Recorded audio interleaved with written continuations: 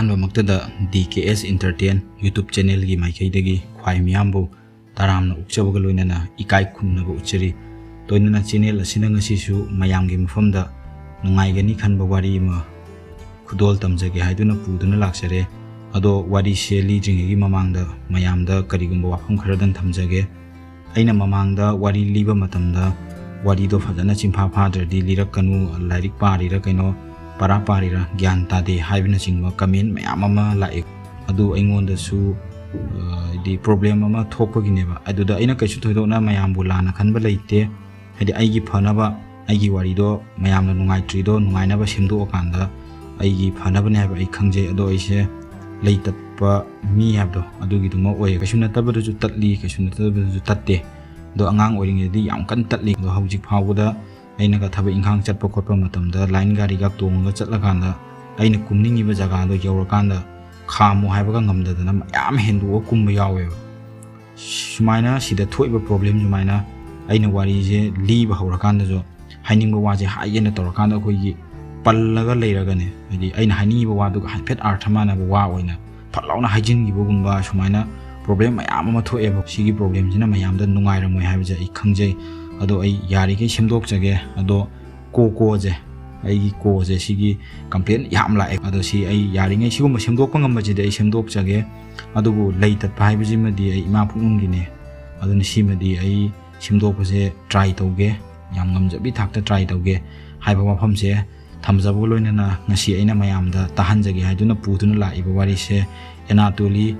Eusebius Mokskin kawanu pam gi wari ni adudi mayam wari se liba haujarage mayam na su channel asibu nungsibiduna aibu nungsibiduna wari se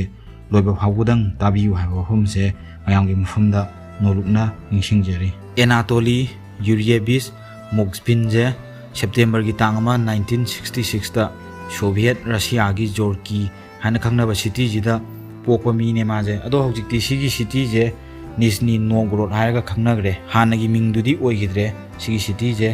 ado Anatoly na larik tammiba satra ma oiringai matamda mana khwaidagi khangningiba pose atai nateba mana khangningi je kaino harakanda mi asiba phumbam symmetry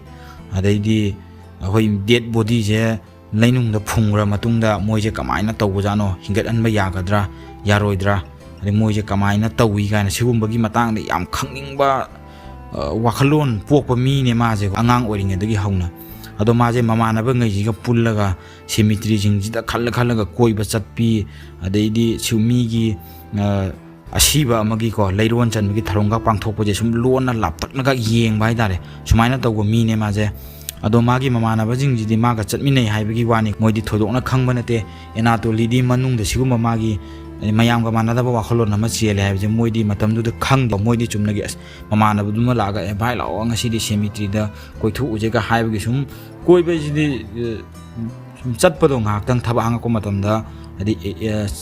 inkhalakpo oibagi nupa masama oibagi sum chatpo khopodo adumaina mana chatchena haurakpa je symmetry gumbaji da ngak to oidoineba mamana bini da mana chatpo khotba hoje ado mamana bujing duka punna adum chatlani symmetry jida ado nongmadi mana sum lakpada symmetry amagi mapa yaroktoineba mana yarokliba mapa je karamba symmetry no harakanda mana thengnariba jaga jida leiriba symmetry jingje sigi mayamdagi mana thoidokna hena mana khwaidagi thawai tana khangningba symmetry neba sigi symmetry je Leninsky district ta leiba Krasnaya itna symmetry kawe sijineba mana khwaidagi interest leirije khangningi je ado symmetry jigi mapa je yawrakanjida chahi 13 muk surba nupi macha amagi sibagi leiron janbagi tharom je pangthoga leirambajiga mana symmetry jigi mapa je yawrakpaga tanjanana thengnar kanjida mana hairi je sumaina maral siba leiko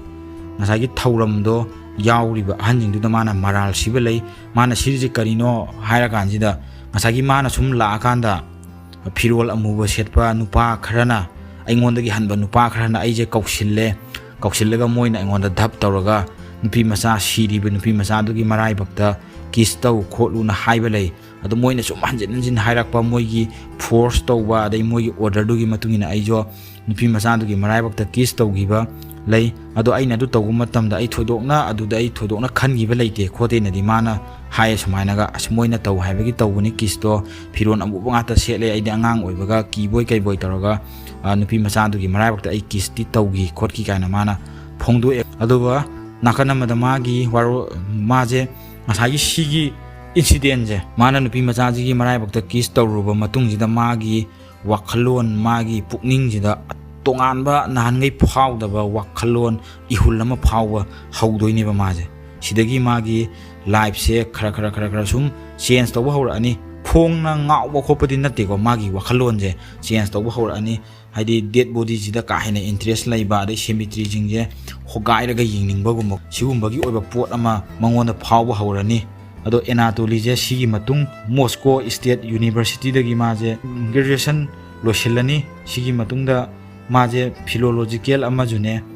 maje academic circle daga mayamnaga yam masak khangba mi mju oidoineba mayamnaga masak khangbiba mayamnaga sum khangba mi do adu oidoine adu magi main interest of academic se sijina Celtic history amadi folklore asineba Celtic history nainaba amadi phungawari gi maramda thijinba khangba pamba sije khangningba je sina khwaidagi magi main interest ne loan gi hawrapam amadi proof amagi hingbagi mawong batau thajanabi mai jati khudingi tongali dana loan tongali hingbagi chatnabi hingbagi lifestyle khenai adaidi chatnabi jingji loina khenai dana sigumba je khenari jigi matang daga mana sum jati amaga mana da khota ba sigumbagi matang daga thijin maje ma kwai pamjabi ne ada sidana dana mana pami je phungawari juneba phungawari je khudam moina mana pami je kaino hara kanda phungawari orjo khoyi kari hani demon gumbagi wari changba the black magic ki type tawbo mantra kala jadu gumba sigumbagi type akhoi gi dahara gana kabui kai oi bugumba adaidi kari hani sumaina akhoi भूत वही करी वही तो बारे संदेम भी चागुम बारी उच्चे का ओन बुगुम्बा सिगुम बगी सुमाइना दी लाइटिन की मरम खरा पक्का ब्लैक मैजिक वही करी वही तो वो फुंगा वारी जिंगे सिगुम बजे मा क्वाई इंटरेस्ट ले वो ने माना तौर को सिगुम बजे माना याम पाम जाइए सिगुम फत्तब जे लोई फत्तब ने वार दी मादी लोई पामे माजे लोन अमदी लोन की हौरकफम की मतंग द निथीना खंगबा मी अमने मादी पामजबने ना मा अदु रिसर्च तौरे मा थिजिलबनी ना दुम सिदी खंगप ताबने अरे खंगबा मी ने माजे लोन अमगी मतंग की हौरकफम लोन जी कनाय कमाय हौरकी खोटकी सिगुमबई मतंग दा फजना खंगबा मी ने अदो मोक्सबिन ना याम का हेना इंटरेस्ट लैरिजिना मी फुंबम सेमेट्री जिंगे सिजिनेबा माना क्वाइदगी इंटरेस्ट लैरिजे मी फुंबम अदै मी की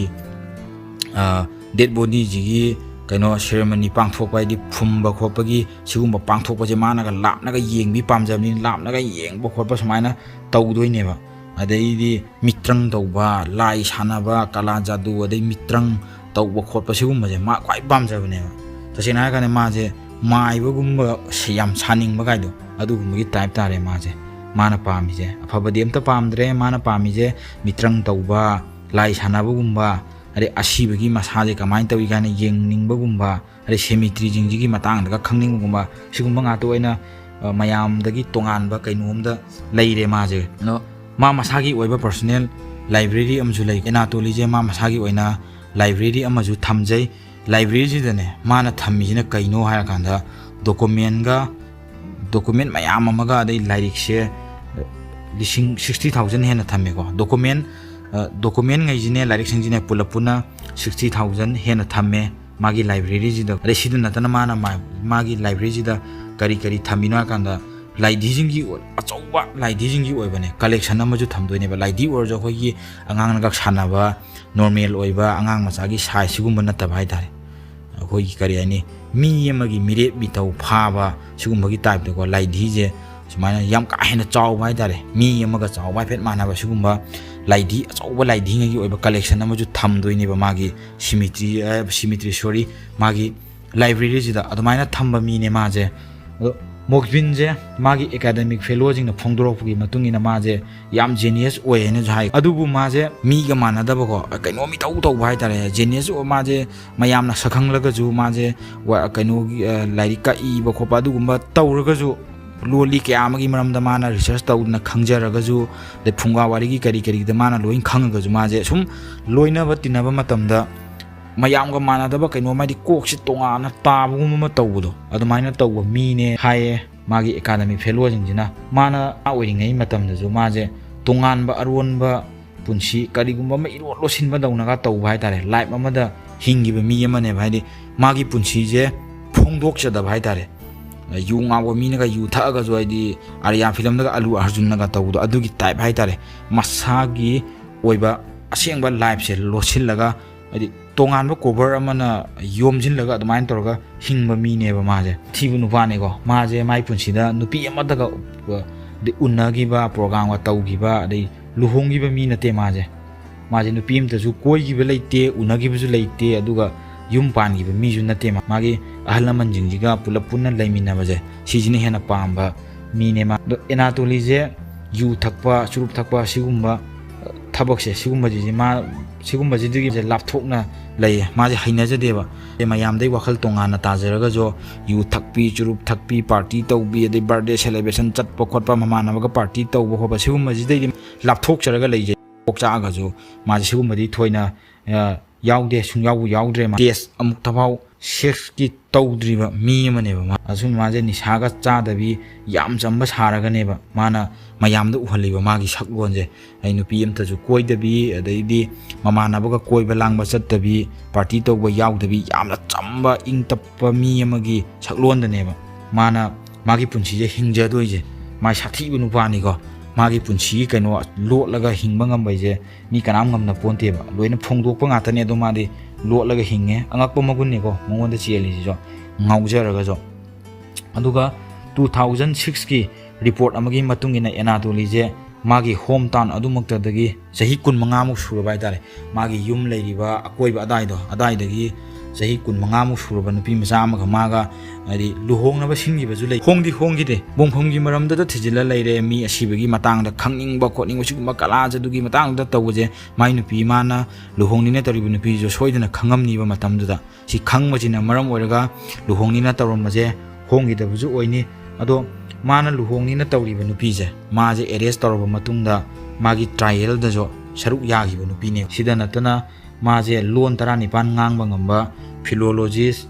de linguist amadi polyglot amane ma larik mayamga ma masana iba de atopa lamlamgi lariba larik nge mana translate toroga ithokpa je sijana maje magi academic circle da yamnaga maming chatpa mima oigiba mine mayamnaga yamna pamnaba duguma mine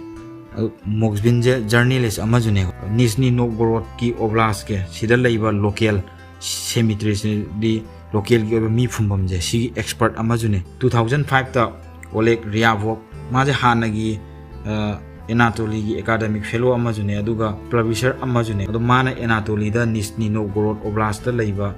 di region 40 henbagi si jingi total 700 cemetery je cemetery leiba je sigi list ama semnaba Anatoly da mana hairani asiba mi mayam dogi list je semdoine ba Anatoly na Anatoly Moksbin na toropa claim amgi matungina mana ngasagi mangonda sinagiba thabakto adu made cemetery je yengchilu list semu habni na made cemetery amadagi na cemetery ama ma chattoini ko maje ma chatpi khotpi tawdoine adu mana sida mana kari claim tor yagan mana claim tor ko amagi matungina mana cemetery chatret ka yangkhani thoi hena leiba mafam jida mana inspect tawna bui da 30 km je nongda walking oina ka chattoini ba cemetery je madi angang oring gi chum pamjamni na madi patana pama bajani ko cemetery jing je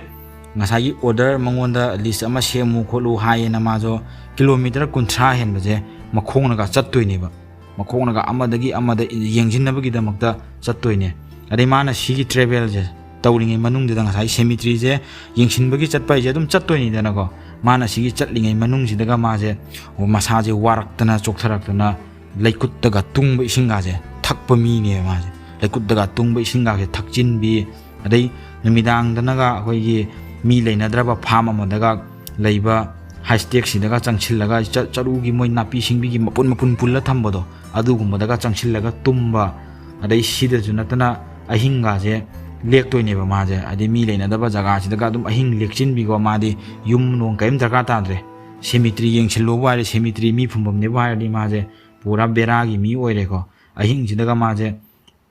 ꯑꯗꯩ ꯁꯤꯗ ꯅꯠꯇꯅ ꯃꯥꯁꯦ ꯃꯣꯡꯐꯝ ꯃꯔꯛꯇꯒ ꯆꯪꯁꯤꯜꯂꯒ ꯇꯨꯝꯕ ꯍꯥꯏꯇꯥꯔꯦ ꯑꯁꯤ ꯉꯝꯃꯣꯏꯀꯣ ꯃꯣꯡꯐꯝ ꯃꯔꯛꯁꯦ ꯃꯤ ꯐꯨꯝꯃꯤꯕ ꯃꯣꯡꯐꯝ ꯃꯔꯛꯁꯤꯗꯒ ꯆꯪꯁꯤꯜꯂꯒ ꯍꯦꯛꯇ ꯇꯨꯝꯁꯤꯟꯕ ꯑꯗꯩ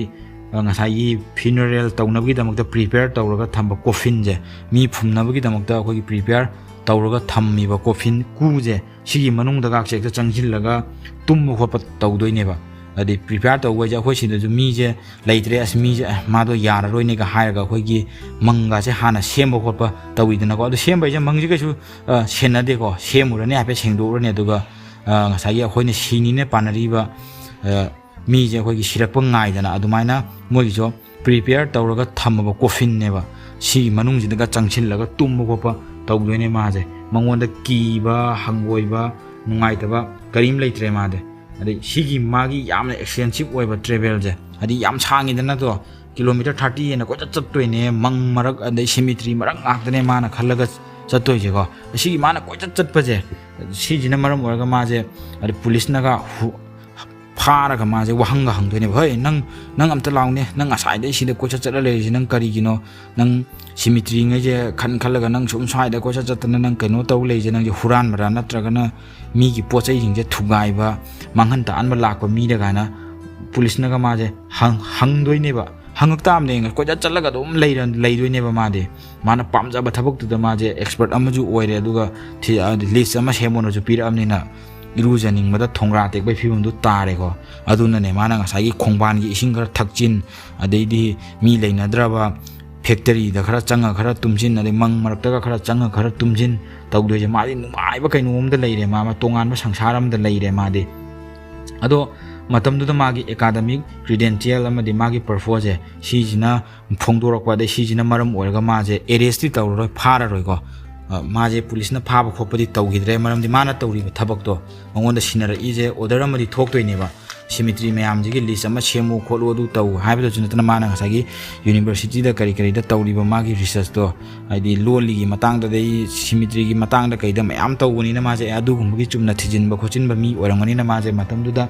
ꯄꯨꯂꯤꯁꯅ ꯋꯥꯍꯪꯗꯣ ꯍꯪꯖꯔ ꯇꯥꯔꯒꯁꯨ ꯐꯥꯕ ꯈꯣꯠꯄꯗꯤ ꯇꯧꯗꯦ ꯃꯥꯁꯦ 2006 ꯑꯃꯗꯤ 10ꯒꯤ ꯃꯔꯛꯇ ꯃꯣꯛꯁꯕꯤꯟꯁꯦ ꯅ꯭ꯌꯨꯁꯄꯦꯄꯔ ꯅꯤꯖꯅꯤ ꯅꯣꯚꯒꯣꯔꯣꯗꯀꯤ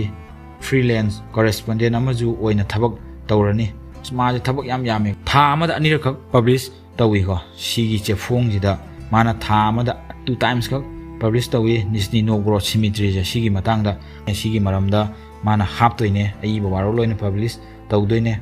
2008ꯇ ꯃꯥꯅ ꯅꯤꯖꯅꯤ ꯅꯣꯚꯒꯣꯔꯣꯗ ꯁꯤꯃꯤꯇ꯭ꯔꯤꯒꯤ ꯃꯇꯥꯡꯗ ꯌꯥꯝꯅ ꯁꯥꯡꯕ ꯑꯥꯔꯇꯤꯀꯜ ꯑꯃꯁꯨ ꯏꯔꯒ ꯍꯥꯞꯄꯛꯀꯗꯣꯏꯅꯦ ꯈꯕꯔꯁꯤꯗꯀꯣ ꯃꯥꯅ ꯍꯥꯞꯇꯣꯏꯅꯦ ꯅꯕꯦꯝꯕꯔꯒꯤ ꯇꯥꯡ 2 2011ꯗ ꯄꯨꯂꯤꯁꯅ ꯅꯤꯖꯅꯤ ꯅꯣꯚꯒꯣꯔꯣꯗꯀꯤ ꯑꯀꯣꯏꯕꯗ ꯂꯩꯕ ꯁꯤꯃꯤꯇ꯭ꯔꯤꯁꯤꯡꯁꯦ ꯁꯤꯒꯤ ꯃꯣꯡꯐꯝꯁꯤꯡꯁꯦ ꯃꯥꯡꯊꯣꯛꯄ ꯍꯥꯏꯇꯥꯔꯦ ꯃꯥꯡꯊꯣꯛꯄ ꯍꯥꯏꯗꯤ ꯀꯩꯅꯣꯅꯤꯀꯣ ꯑꯩꯈꯣꯏꯒꯤ ꯃꯣꯡꯐꯝꯁꯤꯡꯁꯦ ꯂꯩꯒꯗꯧꯕ ꯄꯣꯖꯤꯁꯟꯗ ꯂꯩꯔꯝꯗꯕꯒꯨꯝꯕ ꯃꯣꯡꯐꯝꯁꯤꯡꯁꯤꯗ ꯑꯩꯈꯣꯏꯒꯤ ꯑꯔꯥꯟꯕ ꯊꯕꯛ ꯅꯠꯇ꯭ꯔꯒ ꯑꯁꯣꯏꯕ ꯑꯃ ꯇꯧꯈꯤꯕꯒꯤ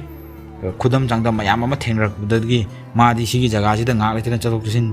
ꯇꯧꯕꯅꯤꯅ ꯁꯤꯒꯤ ꯃꯇꯥꯡꯗ ꯄꯨꯂꯤꯁ ꯏꯟꯚꯦꯁꯇꯤꯒꯦꯁꯟ ꯑꯃꯒꯤ ꯃꯇꯨꯡ ꯏꯟꯅ ꯑꯦꯅꯥꯇꯣꯂꯤ ꯃꯣꯛꯁꯕꯤꯟꯁꯦ ꯑꯦꯔꯦꯁ ꯇꯧꯔꯅꯤ ꯐꯥꯔꯅꯤꯕ ꯍꯥꯏꯗꯤ ꯃꯥꯅ ꯉꯁꯥꯏꯗꯒꯤ ꯃꯣꯏꯅ ꯑꯍꯥꯟꯕꯗ ꯊꯥꯗꯣꯛꯆꯈ꯭ꯔꯦ ꯃꯥꯅ ꯃꯥꯒꯤ ꯇꯧꯔꯤꯕ ꯊꯕꯛꯁꯤꯡꯗꯨꯒꯤ ꯃꯔꯝꯁꯤꯡꯗꯣ ꯈꯪꯉ ꯃꯇꯨꯡꯗ ꯃꯥꯁꯦ ꯊꯥꯗꯣꯛꯑꯝ ꯇꯥꯔꯒꯁꯨ ꯃꯥꯅ ꯉꯁꯥꯏꯒꯤ ꯌꯦꯡꯁꯤꯜꯂꯤꯅ ꯌꯦꯡꯁꯤꯜꯂꯝꯕ ꯄꯨꯂꯤꯁꯅꯁꯨ ꯊꯦꯡꯅꯕ ꯃꯥꯅ ꯂꯩꯔꯝꯕ ꯁꯤꯃꯤꯇ꯭ꯔꯤ ꯃꯣꯡꯐꯝꯁꯤꯡꯁꯦ ꯁꯤꯁꯤꯒꯤ ꯐꯤꯕꯝꯁꯦ ꯑꯩꯈꯣꯏꯒꯤ ꯀꯥꯏꯔꯝꯕꯒꯨꯝꯕ ꯑꯗꯩ ꯃꯣꯡꯐꯝꯁꯤꯗ ꯁꯦꯅꯥꯟ ꯑꯔꯥꯟꯕ ꯊꯕꯛ ꯇꯧꯔꯝꯕꯒꯨꯝꯕꯁꯦ ꯑꯗꯨꯝ ꯈꯪꯉꯤꯗꯅ ꯑꯗꯩ ꯁꯤꯒꯨꯝꯕꯗꯒꯤ ꯃꯥꯁꯦ ꯁꯤꯅ ꯃꯔꯝ ꯑꯣꯏꯔꯒ ꯃꯥꯁꯦ ꯐꯥꯔꯅꯤ ꯄꯨꯂꯤꯁꯅ ꯑꯦꯔꯦꯁ ꯇꯧꯔꯅꯤ ꯑꯗꯩ ꯁꯦꯟꯇꯔ ꯐꯣꯔ ꯀꯣꯝꯕꯦꯇꯤꯡ ꯑꯦꯛꯁꯇ꯭ꯔꯤꯃꯤꯖꯝꯁꯦ ꯁꯤꯗꯒꯤ ꯏꯟꯚꯦꯁꯇꯤꯒꯦꯇꯔ ꯃꯌꯥꯝ ꯑꯃꯁꯨ ꯂꯥꯛꯇꯣꯏꯅꯦꯕ ꯊꯣꯛꯏꯕ ꯊꯧꯗꯣꯛꯁꯤꯒꯤ ꯃꯇꯥꯡꯗ ꯏꯟꯚꯦꯁꯇꯤꯒꯦꯠ ꯇꯧꯅꯕ ꯂꯥꯛꯑꯅꯤ ꯑꯗꯨꯒ ꯁꯤꯒꯤ ꯏꯟꯚꯦꯁꯇꯤꯒꯦꯁꯟꯁꯤꯡꯁꯤꯅ ꯗꯦꯗ ꯕꯣꯗꯤ 23ꯁꯦ ꯗꯤꯁꯀꯣꯚꯔ ꯇꯧꯔꯅꯤ ꯗꯦꯗ ꯕꯣꯗꯤ 23ꯁꯦ ꯐꯪꯉꯅꯤ ꯑꯗꯣ ꯇꯁꯦꯡꯅ ꯃꯣꯏꯅ ꯔꯤꯄꯣꯔꯠꯇ ꯉꯁꯥꯏꯒꯤ ꯃꯣꯡꯐꯝꯁꯤꯡꯁꯦ ꯁꯨꯃꯥꯏꯅ ꯇꯧꯅ ꯃꯣꯡꯐꯝ 18ꯁꯦ ꯍꯣꯠꯇꯣꯛꯈꯤꯕ ꯃꯥꯜꯂꯦ ꯈꯣꯠꯂꯦ ꯁꯨꯃꯥꯏꯅ ꯇꯧꯕ ꯃꯥꯜꯂꯦꯅ ꯔꯤꯄꯣꯔꯠꯇꯗꯤ 29ꯅꯤꯀꯣ ꯑꯗꯣ ꯁꯨꯞꯅꯒꯤ ꯐꯪꯕꯗꯤ 23 ꯈꯛ ꯐꯪꯉꯅꯤ ꯁꯤꯒꯤ ꯐꯪꯉꯤꯕꯁꯤꯡꯁꯦ ꯐꯪꯉꯤꯕ ꯗꯦꯗ ꯕꯣꯗꯤꯁꯤꯡꯁꯦ ꯃꯣꯛꯁꯕꯤꯟꯅ ꯂꯩꯔꯤꯕ ꯐ꯭ꯂꯦꯠ ꯑꯗꯨꯒ ꯃꯥꯒꯤ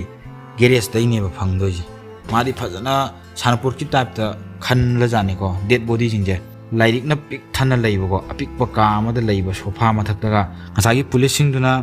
adi investigate tawra matungda dead body kharadi phangani direct dead body oina phangani ko dead body oina phang taraga jo tongana ngasagi magi general culture de paper aduga larik na pik thanna leiba magi kado daga changaga yengana jo sofa matak taga hoyi mi oi kari oi laidhi manba mayam ma phamalaga thamam doine ba mai ngasagi keno dune mana ngasai semgiba chawgo magi big dolls ngai collection do adu oidoine police na thengnari ja adu moidi police e matam ni da thoidokna khanjin bo oide ko haide moina jo len khai dana kho kai dana yeng manate kari gino hara kanda taw liba complaint do kun mapan gathang da ne ba ado kun truk ti phange ado lairiba laidi masing du godi muk chana de adai laidi ni moina kaisu adu da thoidokna police na keno tawbo khopa leide thijin bo khosin ba leide ko ka do fa changam ga ngasai gi magi college की करी करा की researcher अमने translator अमजुने हाइबने न सुम like करी करा थंबदुदा काहेन सुम यामना मुन्ना थिजिनबदी ओरमदे थोंगा सुम हांगतोबा सुम AC काजिबु करी करी लैजानो ने काने सुम हाइफे जेंगामगा ए सी काजिदी माना लाइक नुंगली करी करा मयाम अमगा लाइदी खरा गने ने काने लैलिजे काने सुमाइना याम कुपथना थीदबिदा पुलिस जे थोअनी अदे थेंगदी थेंगना जरागा जो सी मतांगदी मोय थोदोकना खंगद्रे बुक्सबिनगी युमदगी डेड बॉडी कुंट्रुक्तगी हेनदी फंगद्रे अदो मोक्सबिन पुलिस सस्पेक्ट तौरनी मुंगफम चामा यांखई मुक्ता अरानब फत्तब थबक तौरम यायना पुलिस खलनी कुंतरुक फंगबजे सिजे फंगा मतुंगदा पुलिस माजे सस्पेक्ट तौरे एरेस्ट तौरे अदुगा अदे चिंगनबजु येना सुम हेंगलक्तोइनेबा ngасagi माजे मुंगफम चामागा यांखई मुक्की मथक्ता फत्तब अरानब थबक तौरम यायना पुलिस माजे सस्पेक्ट तौरनी अदुगा मुंगफम जिंगजिदे युंगमीबा हेड स्टोन ngaiजे सीजी दैजु अदै मेटल नेम प्लेट कासे लौथुअगा हेक लेरमदोइनेबा अदै मोंफम मथक्ते युंगीबा खोगी मोगी हेड स्टोन गासे पैथरगा लेरमबगुम सुमाइना मोंफमजिदा खोगी नेचुरल ओइदबा कैनोमा सुम तोइना थेंगनादोइनेबा पुलिसना अदै सीदजु नतना सेमिट्री की अकोइबदा मोइना सुम थिजिला कांदा लाइधी साबगी इंस्ट्रक्शन यावबा चे चांग करी करा मयाम अमजुंग फंगदोइनेबा हाइदि सी फंगिजना असai मोक्सबिन जे मंगोंदा लिस्ट अमा सेंगोलो खोलोना सिनगिबा लेबेदे जुमतना माजे सिमिट्री जिंगी एक्सपर्ट अमा ओइबनेना माजे सिमिट्री दे यामा मतन दुम लेरेदना माजे लेबा मीनेबा नुमिदांगा के सिमिट्री दगा चंगसिलगा तुम होपा अदो सुमाइना माना लेरमिबा सिमिट्री जिंगे सिदा माजे फारे सिगी मयाम जे पुलिसना फोटो ओइना अदैदि वीडियो ओइना जो कलेक्शन तहौवे मतमदुदा अदुगा मगोइना फंगलिबा थेंगरिबा मयाम जे मोइना अपार्टमेंट तुदा थेंगनगिबा मी मानबा बॉडी मयाम दुगजु अमु मरी लेनरम दोइनेबा सिगी मरमदि ngasai मागिनी लाइधी कमाइना सानी लाइधी जे कमाइना मेकअप तौनी लाइधी कमाइना फिरोन सेनी खोटकनी मोइजे कम सुमाइना मयाम अमा यावजे थेंगनरे मोइजु पारे थेंगनरबनिना पार कांजिदा ngasai लाइधी जे कमाइना सानी हाबगी इंस्ट्रक्शन जे सीजिगा ngasai मागी मयुमदा मागी लाइब्रेरी दा लेहौरिबा बॉडी जिंजे अदुगा मानदोइनेबा मानबनीना सीजिगा मरी लेनै हाबजे पुलिसना खंगनी कनेक्ट तौनै हाबजे खंगनी अदुगा इन्वेस्टिगेशन जिगी मतुंगिना मीजु मानबा बॉडी जिंगदो निस्नी नोगोरोड रीजन दा लेबा सिमिट्री दगिनी हाबजे खंगदोइनेबा पुलिसना मोक्सबिनना एक्टिवली कॉर्पोरेट तौदोइनेबा इन्वेस्टिगेशन सिंगदजो अदुगा मानागा क्लेम अमजु तौदोइने कैनो हायकांदा सही 10 चंगना तमलकांदा माना मागी दोल मगैजे साजबने नोइन आई फारिजे आईदी अना आई दोल सारीदो आई चाही 10 चंगना तमगा आई दोलो साजबने गाना सुमाइना माना फोंदोक्तोइनेबा वाजे मंगोंदा कीबा नाचुंगबा पाखटबा थुकटबा करीमता लेतेको नोइना आई फारिजे आई आदा लेहगबो दोलदो नोइना अदुमाना सिमिट्री जिंगदुगा मरी लेने अदु तवी गाना पंहाइना हाइदिदो आईदी लाइदीदो साजबने आई समाइ तौना चाही 10 चंगना लाइदी साबगी मरमदा तमगा आईदी लाइदीदो साजबने गाना माना फोंदोक्तोइने मागी ममा मपाजु अदु मंगाई चाही यामा सरुक्ति मोक्सबिनगा लेमिनदेको तोंगाना लेते मादी फ्लेट लेरे लेबनी पुन्ना लेतबनिना ममा मपानाजु मोक्सबिनना तौरिबे एक्टिविटी फत्तबा थबक थरो मयाम जे ब्लैक मैजिक करिकरा मयाम जे करीमतो मोइदी करीमतो सी मताना करीमतो खंगदेको खंगद्रे कमाइन खंगनी पुन्ना लेमिनादमनिना खंगद्रे अदो मोक्सबिन जे मोंगफम होगाइबा असीबा हक्चांग लौथोकबजे आर्टिकल चनी के 244 की मतुंग चना चार्ज तौरनी चाही 5 प्रिजन ओइनबा चार्ज तौरनी को मोंगफम होगाइबा लेदि असीबा हक्चांग लौथोकबा सिगुंबजिगे अमोय आइना यादबनिना आर्टिकल चनी के 94 की मतुंग चना माजे चार्ज तौरनी चाही 5 जेल दा ले प्रिजन ओइना लेनबना चार्ज तौरनी अदो तौर मतुंगदा मोक्सबिन जे सिदसु नतेको तोगानो वफम अमदा मोक्सबिन जे मुस्लिम जिंगी क्रिश्चियन जिंग नतबा अतोप लाइंग सोंगी नतबा अदि मुस्लिम जिंगी मोंफम जिदसु माजे अरानबा तौगिबा अदई फत्तबा थबक तौगिबा लैयेबा माजे सी वाफम जे जों फोंदो अनिबा अस्माय पुरा बेराने मुस्लिम जिंगी मोंफम दबाव यावना अरानबा तौगिबा लैय हाबगी वाफम जे थोरा अनि अदो माना तौरिबा फत्तबा क्राइम मयाम जिना मरम ओरगा माजे एक्यूज अमजु ओइरनिबा ओइबा ताबनिको फत्तबा गाता तौरे एक्यूज अम ओइरनी अदुबु मागी चार्ज मखैजे लोइना ड्रॉप अमुक तौदोइनेबा सिगी मरमजिना करिगिनो हारकांदा सिगी मतमजिदा साइकियाट्रिक इवैल्यूएशन अमा लाखिबना मरम ओरगा माजे पैरानोइड स्किजोफ्रेनिया जे मागी मसादा फॉर्म तौरे माजे नारेना हाइदोइनेबा लेनिन्स्की डिस्ट्रिक्ट लेबा कोर्ट ऑफ निजनी नोवगोरोडसे सिना मोक्सबिन की हियरिंग चथबजिदने माजे मागी नारिब लैना जिना मरम ओरगा माजे मागी ट्रायल जिदा अदि अनफिट अदि फिट ओइबा मपुंग फाबा मी माइबदो ओइद्रे अदुन माजे थादो अनिबा ngसाइगी मंगोंदा नारिबा पैरानोइड स्किजोफ्रेनिया जे सिजे कइनो हायरकांदा खोइगी भाबना सागतपा अदैदी इचम चम टेबल अमना जो अइंगोंदा वांगांग इबोय एंदा अइंगोंदा ऑर्डर तौर इबोय खनबा अदि कइसु नतबा मिओइ मितौ करी करा आदि मै भाबना सागलगा पोचे पंगुदा उबी अदैदी अइना सागलिबा पोतुना अइंगोंदा ऑर्डर तौरगा अइना तौनबा होतनबा सिगुम्बा आदि भाबना पंगसादा सागतबा तोंगानबा संसार अमदा लेबा पोत ओइदोइनेबा मीनागा अइंगोंदा फुरअदा वइनिंगबी हालादा वइनिंगबी अदैदी थोंग थोंनावगा के सी अन लैना जे नारदि लोइना मरोन थोक्तोइनेको अदि मागी अनाबदि मतुंगिना मा खतंगी ओइबा पोत अमदा सिगुम्बा लैना जे नारे सिगी लैना जे नाबना मरम ओइरगा माजे कोर्ट ना मागी हियरिंग चथबा मतमदा माजे मादा मंगोंदा चथरिबा ट्रायल जे सिदा माजे अनफिट ओइदे मतिक चाद्रे ना माजे साई अंगाव मिनी मादेना रिलीज तौरनी थादो अनिको दगोम थोको पिबम थोको पनिशमेंट अमता पिररोय अदुगा माजे कोर्सिव मेडिकल मेजर ओइना सेंटेंस पिरनी आदि मसाना याजदबिदा आदि ट्रीटमेंट तौबा आदि पेशेंट अमगी अपामबगी मायोक्ता तौबा पोटने कोसे सिजी ओइना सेंटेंस पिरनी सिगी डिसीजन जे सिदा प्रोसिक्यूशन जिदी सैटिस्फाई ओइदोइनेबा अदुगा सिगी वायल जिदने अपील अमदजु तौररोय करिमता तौररोय प्रोसिक्यूटर जिनजु आदि अपील अमदजु थांगलरोय को तुमिना लेरनी माजो सिगी मतुंगा मोक्सबिन जे साइकियाट्रिक क्लिनिक अमदा पुरक्तुना मागी फिबम जे चांग नायनागा यंगसिनदोइनेबा साइकियाट्रिक क्लिनिक अमदा पुरक्अगा क्लिनिक अमदा पुरक्लगा माजे चांग नायना मागी मसाजे फगतलीरा फगतबरा कमाइन तौरी मंगोंदा नारिजिना कायना सुमाइना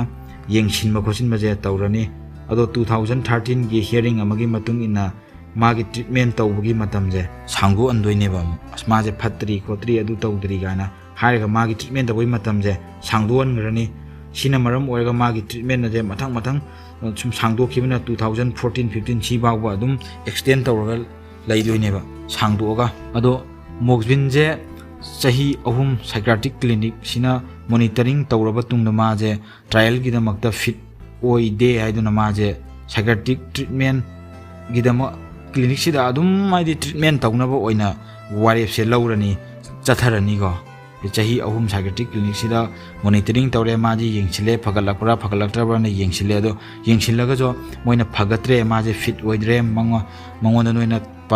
एरेस्ट ट्रायल तौदोइजे माजे फिट ओइदे अदुना अदुम ngसाइगी साइकियाट्रिक ट्रीटमेंट गिदमक्ता क्लिनिक तुदा अदुम लायेंग चथनबा ओइना खनरनी लायेंग अदुम चथगरनी माजे 2018 की सेप्टेम्बर थादा डॉक्टर जिंजिना मोक्सबिन जे खुदोंग थिनिंगाय ओइद्रे माजे अखोइना लायेंग चथबदुगी माजे फरे खोले नॉर्मल तारे मयाम मरक्ता पुन्ना लैबदा कैसु तौररोय खोलोय अदो नोइना नुंगाइत्रगना माजे आउट पेशेंट केयर अमो ओइना रिलीज तौनबा कोर्ट पिटिशन अमा थांगलक्तोइनेबा युमदा लैना सुम लायेंग जबदो अदुमाइना मोइ पिटिशन अमा थांगलअनी फेब्रुवारी 2019 की मतुंगदा साइकियाट्रिक इवैल्यूएशन ना मोक्सबिन जे थादोखिबजे यामना ngनमनग्रे मा थादोखिबजे यामना ngनना मागी तंगताबा मखंगदिंगदा थादोखरेना हाइबजे थेंगनरनी सिदगी अमु ngसाइ हॉस्पिटल जिना मागी पिटिशन जे विड्रॉ अमु तौरनी मा फारबा मतुंगी मागी interview अमदा मोक्सबिनना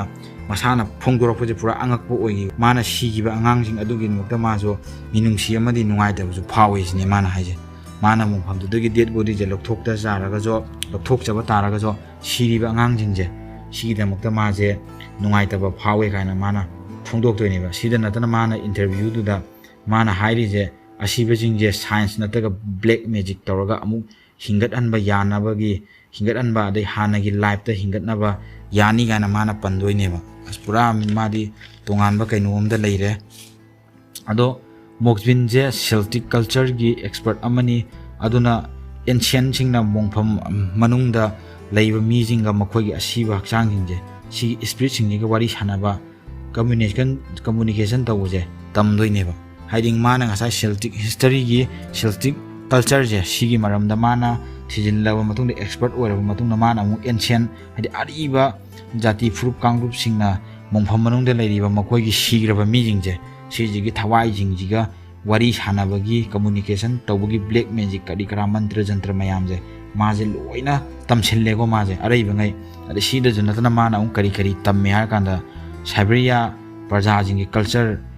amaju lei maru oina moigi culture je kari no har kanda moijo ancient yakut aina khangna ba ancient jingje sigi culture gi matang da jo thijinba misak amane adu moiji ju dum chap manai ko moiji jo manaba mawongda dum asiba thawai jingjiga wari sanaba khopa tawgi thawongju dum leiba sigumba group amane moijo asiba angang jingjigi maramdane pau chedaga haplakpa kholakpa tawuje siju mana search amuk tawdoineba asai madi lam do chatlaga lam dugi mantra jantra asiba migi mathai kokthoga wari sanabi khopi sigumba je mayam je tamjillani makokcha ingi mathak tuda ai tamjillaga mu ngasai mana pau chedaga angang do leigidre khotre sum hapa khopa dai anga sigumbi che pau kadi kara mana taba pau jingje siji matang na maje thi doine ba karamba simongpham dano karamba symmetry dano moina phumi jibo kana samaina mana mu thijin ba khosin ba mu tawrani ai torokanda mana thengnagi bo obituary duga maga wari ga sana doine ba di angang ai dugi sigi ba khopagi photo nongto adai che adai mangi bo khokki tawje sigi mogi che thietpado adugi manakta ka changsilaga chung wari ga sana bi mathanda wari ga sana doine adu angang gi mongpham daga laaga tumba adai tumjinba sigumba je tawdoine ba adu sigi ba spirit jingduga ju mana wish ka tawdoine aina noi loina makse mongpham manung dagi lokthok pi doine adu hana gi punsida noi je aina halan doine noi kem khaluno kaina sumaina mana anga mongpham daga adum wari saba khopa je spirit singjiga tawdoine adu ma je tongan ba taiba ngamda leire ado si tawri je ngasai gi mana tamsulriba mantra jantra dun oidori brantana mangonda nahari bu kok chakku gi laina dun oidoira karino khangde ma wari di sanare asiba thawai jingji gi wari di sanare ado mana wish ka su tawdoine tawre go asnoina leinung da leiri do ai ju nungai te mpham manung da leibu do nungai te noi je ina lokthok pi doine adu go noi je makeup ka tawbiraga khotlaga noi je phajaba phiron selaga aina noi je hanagi punsida muk halan doine khotoine kaina mana nuaitana wari ga sa doine ba Moksbin na mama saje sigi thabak sida mana chahi kullom gi maya ide mongpham dagi dead body lokthokpa khotpa dai laidi oina semdokpa khotokpa thabak torokpa je mana haije moigi asiba thawai jingduga aiga wari sanai ado moina yaragadi ai tawi moina yadradi ai tawde khote moina yadradi ai moigi dead body jingje mongpham dagi lokthokpa dai lokthok khomjinba siguma je ai tawde moigi ayaba yawragani aina tawri je kholi je kana sumaina ga haidoine maje ado Moksbin je mana mapung mari sum phagalakpa jina mana mapung mari phagalakpa chakholakpa haurakpa dei maje mongpham jingdaga tumba khopa matamda maje adi mangonda yam nungai taba adi physically painful oiba haur ani ko akhoju sidi oitamne weight angle lakpa khopa sidi lighting gi nate akhoju phamung ka tum ka na khoi mafam cha da di sa je na ba khopa tawidana adu maina ma jo mana sum chakholapui matung ina ngasai mana mongpham da changjil laga tumba khotpa ka dawo je adi mangonda magi masada painful oiba haur ani resi jina maram oraga mana dead body jingje mana yummamda puraga makhoi punna loina ba laiminna ba tuminna ba chaminna ba deini lang ba phangba je sina mangonda yamna comfortable oiba kaino feel ma phau doine ba monghamda tumadu yadre nare na mana dead body jingdo monghamdai lautho puraga mayumda maga laiminna ba langminna ba sije sijini hena mangonda nungai ba phau doine ado mana dead body jingdo yumda ga puraga matungda go thawai jingduna ga mangonda ekhoi yam nungai re hojikti nang shape oire kana mangonda haili i khotli kan haibje tawdoine ba adi dead body jing do mana yumda poro matungda thawai jing duna laaga mangonda aikhoi je leinung da phummaga leibudo asnangna khoi lokthok pi de khoi je release taw bi re nangna aikhoi je yam nungai re shape oire kana moina haili i aingonda haili i deidi adu haili i kana mangonda sumaina phongdoani ade sida natana body jingje mana underground dagi lokthokpana maram oiraga makhoinaga paw phaunaba mana ngasagi asiba hakchang jingje mana leinung dagi lokthokabani aiga moiga paw phaunaba jawiti yam easy oire yam laire leibakna ga thattana wari sanabda taboi tadaboi tawba makhon sengdaba khotaba tawgudo hiti agi inakta moije loina thammabnina moiga wari sanabase yam nungaire mayek yam sengna tare khotle de moina ngangbajo yam mayek sengna taye khotle gaina mana adumaina ingonda feel tawe khotle yam nungai gaina mana khaidoine pura maje mi berane ado mana asiba hakchang jingje kadi tawthuga lokthoba matungda ba maje amuk mummification theory je amuk mana practice tawdoineba mami chone kuina sangna kamaina liraga thamni mana lokthoiba asiba hakchang jingje kamaina liraga thamni khotni gaina si practice je mana amuk si practice gi matangna mana research tawdoine research ka ju tawrani do ngasagi mana lokthokliba body jingje preserve tawnawi damakne mana si thijile ije amuk kuina thamnaba khotnaba ado mana body jingje kanghanduna adi kanghallaga ko thamba yanabagi damak mana kamain tawi har kana hai baking soda ga je yanchillaga thungga yanchillaga semba combination oiraba pot ama je mana sida si sijinna doine ado body jingdu da mana aduga body jingje mana secure oiba di ama akangba ko di body jingje mana thamba yaga doba chekshi akangba ka jingdaga mana lochillaga tham cemetery gi jaga jing da mana lo laga tham goi ne ba lo chi laga ngasai police na thi bida phangi da bolo ka hena thi da bai madi lo na mana cemetery ngasai mathak da pan gi da mana cemetery yeng chili ne adu tai nen tai do madi aron ba thab ge sum tauri ja ne sum madi aron ba thab ge sum taw taw na sum police na phagat da bodo pha da gi ne ba hojik mana liri ji ma phara matung da hairak ba wanga ta ne ba mayam na ju wari je mai makok men man ta de ko te ha do haibi ga no ado wari je ado mana sumaina cheksinna thamdoineba akangba jaga daga khallaga mana ngasai mummification tawbagi theory dai thunga ko daidi thunga daidi baking soda ga pullaga semba siguma pochai nge sinaraga mana body jingje edi kanghallaga thamba yanaba semani aduga akangba ka amada maje phajana cheksinna thamdoineba body jingjina phajana kangaktoini ko dai kangaba tungjina mana moxbinna body jingje magi yumda muk puroktoini aduga mana makal gi method che makal mathangi method technique che sinaraga mana laidi oina semdok toine body jingje mana cemetery digi lokthu ani kanghala matungda ma yumda mu poro ani yumda mu poro aga mana body jingje laidi oina mu semdok toine ba adugu mana semba laidi jingje angang jing oiba function jingji da mana pi sirane pi grajira kana sumana pi ne ba hotnaba khopagi thabaka se tawdoine ba pi gina ba adai mana si tawdoi jina kari no hara kanda ngasai mana bongkhom dagi lokthoi ba angang jingje moije angang jingdugi marakta pulhalaga angang jingdu da laidi ama gumna angang mayam dunuga sanaragadi moije maning tamba phangle angang aiduga sanaba phangle khole ado moije pura hana gi life ta hala abne kana mana kok chakui wakhalon ama mangonda leibani na sijinane ba mana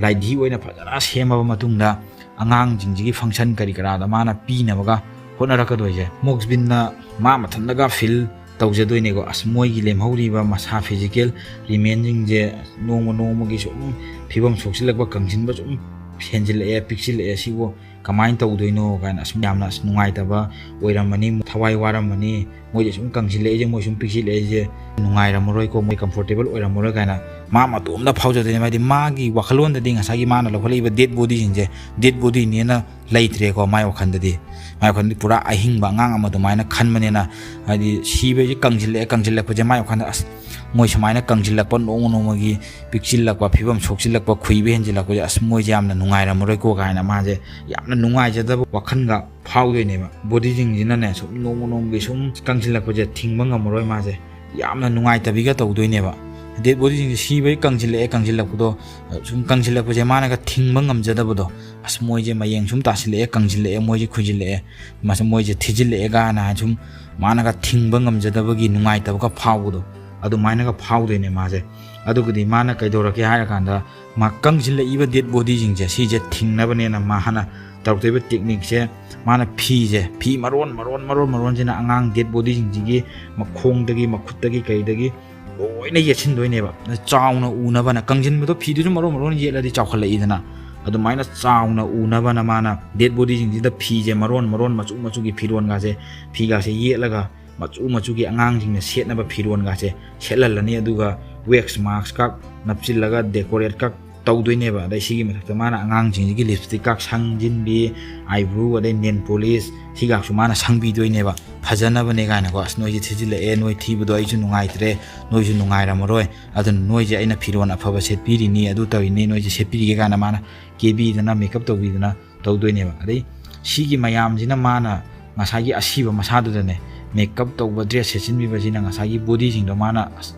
ꯑꯗꯩꯗꯤ large format ꯗꯣꯜꯒ ꯃꯥꯜꯂꯦꯕ ꯌꯦꯡꯕꯗ ꯉꯁꯥꯏꯒꯤ ꯃꯥꯅ date ꯕꯣꯗꯤꯁꯤꯡꯗꯣ ꯃꯥꯅ ꯂꯧꯊꯣꯛꯑꯦ ꯀꯪꯁꯤꯜꯂꯛꯑꯦꯅ ꯃꯥꯅ ꯐꯤꯔꯣꯟ ꯃꯌꯦꯡ ꯇꯥꯕꯗꯣ ꯇꯥꯗꯅꯕꯅ ꯐꯤꯔꯣꯟ ꯌꯦꯠꯆꯤꯜꯂꯦ ꯄꯤꯛꯑꯝꯕꯗꯣ ꯆꯥꯎꯍꯜꯂꯦ ꯌꯦꯠꯆꯤꯜꯂꯦꯀꯣ ꯎꯗ꯭ꯔꯦ ꯑꯗꯩ ꯐꯤꯔꯣꯟ ꯐꯖꯕ ꯁꯦꯠꯄꯤꯔꯦ ꯃꯥꯅ ꯃꯦꯀꯞ ꯇꯧꯔꯦ ꯑꯁꯤꯁꯤꯅ ꯍꯦꯛ ꯌꯦꯡꯕꯗꯗꯤ ꯗꯦꯠ ꯕꯣꯗꯤꯒꯤ ꯃꯃꯤꯐꯤꯀꯦꯁꯟꯁꯦ ꯈꯪꯗ꯭ꯔꯦꯕ ꯃꯤ ꯑꯃꯅ ꯍꯦꯛ ꯌꯦꯡꯕ ꯃꯇꯝꯗ ꯀꯔꯤ ꯂꯥꯏꯙꯤ ꯑꯆꯧꯕ ꯑꯃ ꯑꯣꯏꯅ ꯎꯔꯦꯕꯀꯣ ꯃꯤꯅ ꯍꯦꯛ ꯎꯕꯗꯁꯨ ꯑꯗꯨꯃꯥꯏꯅ ꯂꯥꯏꯙꯤ ꯑꯗꯨꯃꯥꯏꯅ ꯎꯔꯦꯕ ꯎꯕ ꯇꯥꯕꯅꯤꯀꯣ ꯑꯗꯣ ꯃꯨꯛꯁꯕꯤꯟꯅ ꯃꯥꯅ ꯇꯧꯔꯤꯕ ꯊꯕꯛꯁꯦ ꯀ꯭ꯔꯥꯏꯝꯅꯦ ꯃꯥꯅ ꯇꯧꯔꯤꯕ ꯊꯕꯛꯁꯦ ꯀ꯭ꯔꯥꯏꯝꯅꯦꯁꯦ ꯃꯥꯁꯦ ꯈꯪꯖꯩꯌꯦꯕ ꯈꯪ ꯇꯥꯔꯒꯁꯨ ꯃꯥꯅ ꯑꯃꯨꯛ ꯀꯔꯝꯕ ꯋꯥꯈꯜꯂꯣꯟ ꯑꯃꯗꯣ ꯃꯥꯅ ꯑꯃꯨꯛ ꯍꯥꯏꯗꯤ ꯊꯩꯗꯣꯛꯑꯦ ꯍꯥꯏꯔꯀꯥꯟꯗ ꯃꯣꯡꯐꯝꯗꯒꯤ ꯑꯉꯥꯡꯁꯤꯡꯁꯦ ꯑꯩꯅ ꯂꯧꯊꯣꯛꯏꯁꯦ ꯁꯤꯁꯤꯅ ꯍꯦꯟꯅ ꯃꯔꯨ ꯑꯣꯏ ꯁꯤꯁꯤꯅ ꯍꯦꯟꯅ ꯃꯔꯨ ꯑꯣꯏ ꯁꯤꯁꯦ ꯑꯉꯥꯡꯁꯤꯡꯁꯦ ꯑꯩꯅ ꯇꯧꯔꯤꯁꯦ ꯀ꯭ꯔꯥꯏꯝ ꯅꯠꯇꯦ ꯑꯩꯅ ꯇꯧꯔꯤꯁꯦ ꯑꯉꯥꯡꯁꯤꯡꯁꯦ ꯔꯦꯁꯀ꯭ꯌꯨ ꯇꯧꯕꯤꯔꯤꯅꯦ ꯀꯟꯕꯤꯔꯤꯅꯦ ꯀꯥꯏꯅ ꯃꯥꯅ ꯈꯟꯗꯣꯏꯅꯦꯕ ꯑꯗꯨꯒ ꯃꯥ ꯃꯁꯥ ꯃꯊꯟꯇꯒꯤ ꯑꯣꯏꯕ ꯊꯥꯖꯖꯕ ꯑꯃꯗ ꯁꯨꯝ ꯀꯣ ꯑꯁ ꯑꯥꯏꯟ ꯉꯥꯛꯑꯒ ꯆꯠꯇꯩ ꯁꯔꯨꯛꯄꯨꯗꯤ ꯁꯨꯃꯥꯏꯅ ꯂꯩꯅꯨꯡꯗ ꯍꯤꯡꯉꯒ ꯁꯣꯔ ꯍꯣꯟꯕ ꯅꯤꯡꯊꯤꯅꯨꯡꯉꯥꯏꯅ ꯉꯝꯗꯕꯤ ꯃꯌꯥꯝꯒ ꯇꯣꯠꯅ ꯇꯤꯟꯅꯕ ꯐꯪꯗꯅ ꯋꯥꯔꯤ ꯅꯤꯡꯊꯤꯅꯨꯡꯉꯥꯏꯅ ꯁꯥꯟꯅꯕ ꯐꯪꯗꯅ ꯂꯩꯕ ꯑꯉꯥꯡꯁꯤꯡꯁꯦ ꯁꯤꯒꯤꯁꯦ ꯃꯣꯡꯐꯝꯗꯒꯤ ꯀꯣꯠꯊꯣꯛꯑꯒ ꯇꯧꯊꯣꯛꯑꯒ ꯂꯧꯊꯣꯛꯑꯒ ꯃꯌꯥꯝ ꯃꯔꯛꯇ ꯁꯨꯃꯥꯏꯅ ꯇꯤꯜꯍꯟꯕꯁꯤꯅ ꯍꯦꯟꯅ ꯑꯩꯒꯤ ꯃꯔꯨ ꯑꯣꯏ ꯁꯤꯁꯤꯅ ꯍꯦꯟꯅ ꯙꯔꯃ ꯆꯦꯟꯕ ꯊꯕꯛꯅꯦ ꯑꯥꯏꯟ ꯉꯥꯛ ꯇꯧꯕꯒꯤ ꯁꯔꯨꯛꯄꯨꯗꯤ ꯁꯤꯅ ꯍꯦꯟꯅ ꯐꯩ ꯀꯥꯏꯅ ꯃꯥ ꯃꯁꯟꯗꯅ ꯈꯟꯖꯗꯣꯏꯅꯦꯕ ꯃꯥꯁꯦ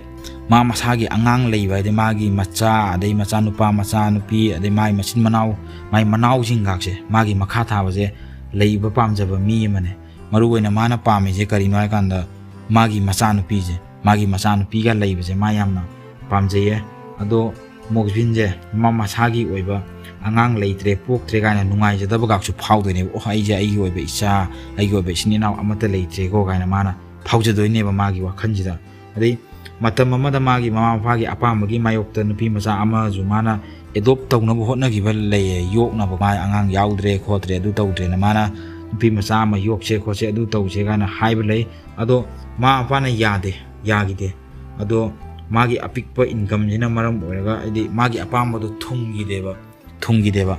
ꯃꯃꯥ ꯃꯄꯥꯅ ꯌꯥꯗ꯭ꯔꯤꯗꯣ ꯑꯇꯩ ꯅꯠꯇꯦ ꯌꯨꯝꯁꯤꯗ ꯏꯟꯀꯝ ꯀꯔꯤ ꯀꯔꯥ ꯃꯔꯥꯡ ꯀꯥꯏꯗꯕꯗꯣ ꯑꯗꯩ ꯃꯥꯅ ꯑꯉꯥꯡꯗꯣ ꯌꯣꯛꯎꯔꯒ ꯃꯥꯒꯤ ꯏꯟꯀꯝꯗꯣ ꯃꯇꯤꯛ ꯆꯥꯗꯕꯅꯤꯅ ꯃꯥꯅ ꯇꯧꯒꯦ ꯈꯜꯂꯤꯕ ꯊꯕꯛꯇꯣ ꯃꯄꯨꯡ ꯐꯥꯅ ꯊꯨꯡꯕꯗꯤ ꯉꯝꯈꯤꯗꯦ ꯑꯗꯣ ꯃꯥꯅ ꯃꯁꯥꯅ ꯗꯦꯠ ꯕꯣꯗꯤꯁꯤꯡꯁꯤꯅ ꯁꯦꯝꯖꯕ ꯗꯣꯜꯁꯤꯡꯗꯨꯗ ꯃꯥꯅ ꯁꯦꯛꯁꯨꯋꯦꯜ ꯑꯦꯇ꯭ꯔꯦꯛꯁꯟ ꯐꯥꯎꯕ ꯈꯣꯠꯄꯗꯤ ꯂꯩꯈꯤꯗꯦ ꯑꯗꯣ ꯁꯤꯒꯨꯝꯕ ꯐꯠꯇꯕꯁꯤꯡꯁꯤꯒꯤ ꯃꯍꯨꯠꯇ ꯃꯥꯅ ꯗꯣꯜꯁꯤꯡ ꯑꯁꯦ ꯃꯥꯒꯤ ꯃꯆꯥꯁꯤꯡꯅꯦ ꯃꯁꯨꯁꯤꯡꯅꯦꯅ ꯈꯟꯗꯣꯏꯅꯦꯕ ꯃꯥꯒꯤ ꯋꯥꯈꯜꯂꯣꯟꯁꯦ ꯀꯣꯛ ꯆꯥꯛꯄ ꯊꯕꯛ ꯑꯃ ꯇꯧꯖꯔꯒꯁꯨ ꯃꯥꯁꯦ ꯗꯣꯜꯁꯤꯡꯁꯤꯗ ꯃꯥꯅ ꯁꯦꯔꯥꯟꯅꯕ ꯅꯠꯇꯕ ꯂꯤꯆꯠ ꯁꯥꯖꯠꯇꯤ ꯆꯠꯄꯒꯤ ꯋꯥꯈꯜꯗꯤ ꯂꯩꯇꯦ ꯑꯗꯣ ꯁꯤꯗ ꯅꯠꯇꯅ ꯃꯥꯅ ꯗꯣꯜꯁꯤꯡꯁꯦ ꯁꯤꯁꯤꯗꯁꯨ ꯃꯥꯅ ꯋꯥꯔꯤ ꯋꯥꯇꯥꯏꯒ ꯁꯥꯕ ꯃꯣꯏꯅ ꯇꯥꯅꯕꯅꯤ ꯀꯥꯏꯅ ꯐꯨꯡꯒꯥ ꯋꯥꯔꯤꯒ ꯂꯤꯕ ꯑꯗꯩꯗꯤ ꯃꯣꯏꯅ ꯇꯥꯅꯕꯅꯤ ꯀꯥꯏꯅ ꯏꯁꯩꯒ ꯁꯛꯄꯤꯕ ꯑꯗꯩ ꯃꯣꯏꯒ ꯄꯨꯟꯅ ꯀꯥꯔꯇꯨꯟ ꯐꯤꯂꯝꯒ ꯌꯦꯡꯃꯤꯟꯅꯕ ꯑꯗꯩ ꯕꯥꯔꯗꯦ ꯁꯦꯂꯦꯕ꯭ꯔꯦꯁꯟꯒ ꯄꯥꯡꯊꯣꯛꯃꯤꯟꯅꯕꯀꯣ ꯁꯨꯃꯥꯏꯅ ꯍꯣꯂꯤꯗꯦ ꯁꯦꯂꯦꯕ꯭ꯔꯦꯁꯟ ꯑꯗꯩꯗꯤ ꯁꯨꯃꯥꯏꯅ ꯃꯈꯟꯒꯤ ꯐꯦꯁꯇꯤꯚꯦꯜꯒꯤ ꯀꯔꯤ ꯀꯔꯥꯒꯤ ꯂꯣꯏꯅ ꯇꯧꯔꯒ ꯃꯥꯁꯦ ꯇꯣꯉꯥꯟꯕ ꯄꯨꯟꯁꯤ ꯃꯔꯦꯜ ꯑꯃꯗ ꯍꯤꯡꯗꯣꯏꯅꯦ ꯑꯗꯣ ꯃꯥꯁꯦ ꯃꯥꯒꯤ ꯑꯣꯏꯕ ꯄꯅꯤꯁꯃꯦꯟ ꯖꯦꯜꯗ ꯂꯩꯕ ꯈꯣꯠꯄꯒꯤ ꯁꯦꯟꯇꯦꯟꯁ ꯀꯔꯤ ꯀꯔꯥꯗꯤ ꯑꯃꯠꯇ ꯄꯤꯗ꯭ꯔꯦ ꯍꯥꯏꯗꯤ ꯃꯥꯁꯦ ꯉꯁꯥꯏꯒꯤ ꯏꯁꯀꯤꯖꯣꯐ꯭ꯔꯦꯅꯤꯌꯥ ꯃꯥꯏ ꯂꯩꯅꯥꯗꯣ ꯅꯥꯕꯅ ꯃꯔꯝ ꯑꯣꯏꯔꯒ ꯃꯥꯁꯦ ꯀꯣꯛ ꯆꯥꯛꯄ ꯃꯤ ꯑꯃ ꯑꯣꯏꯕꯅ ꯃꯉꯣꯟꯗ ꯀꯣꯔꯠꯅ ꯀꯔꯤꯅ ꯁꯦꯟꯇꯦꯟꯁꯇꯤ ꯄꯤꯈꯤꯗ꯭ꯔꯦꯀꯣ ꯑꯗꯣ ꯃꯥꯁꯦ ꯍꯧꯖꯤꯛ ꯂꯩꯔꯤ ꯃꯥꯁꯦꯍꯧꯖꯤꯛ ꯃꯁꯥꯒꯤ ꯆꯍꯤ 59 ꯁꯨꯔꯦꯀꯣ ꯑꯦꯅꯥꯇꯣꯂꯤ ꯃꯣꯛꯁꯕꯤꯟꯁꯦ ꯌꯥꯝ ꯁꯥꯊꯤꯕ ꯃꯤꯅꯦ ꯑꯗꯣ ꯃꯌꯥꯝ ꯋꯥꯔꯤꯁꯦ ꯅꯨꯡꯉꯥꯏꯕꯤꯔꯒꯗꯤ ꯂꯥꯏꯛ ꯀꯃꯦꯟ ꯁꯤꯌꯥꯔ ꯊꯝꯕꯤꯔꯝꯃꯣ ꯃꯔꯛꯇ ꯂꯂꯥ ꯇꯧꯋꯦꯅ ꯋꯥꯔꯧꯕꯤꯅꯨ ꯂꯩ ꯇꯠꯄꯒꯤꯅꯤꯀꯣ ꯂꯩ ꯇꯠꯄꯁꯦ ꯐꯅꯕ ꯍꯣꯠꯅꯕꯗ ꯌꯥꯝ ꯊꯤꯅ ꯋꯥꯏꯑꯦ ꯏꯁꯥꯒꯤꯅꯤ ꯉꯝꯗꯦ ꯃꯔꯛꯇ ꯑꯗꯨꯝ ꯂꯂꯥ ꯇꯧꯕ ꯌꯥꯎꯋꯦ ꯑꯗꯣ ꯋꯥꯔꯤꯁꯦ ꯐꯖꯅ ꯕ꯭ꯔꯪ ꯂꯤꯅꯤꯡꯕꯅꯦ ꯑꯗꯨ ꯎꯄꯥꯏ ꯂꯩꯇꯦ ꯑꯗꯣ ꯑꯦꯅꯤꯋꯦ ꯋꯥꯔꯤꯁꯦ ꯂꯣꯏꯐꯥꯎ ꯇꯥꯕꯤꯕ ꯏꯆꯤꯟ ꯏꯅꯥꯎꯁꯤꯡꯒꯤꯗꯃꯛꯇ ꯑꯩꯅ ꯏꯀꯥꯏ ꯈꯨꯝꯅꯕ ꯎꯠꯆꯔꯤ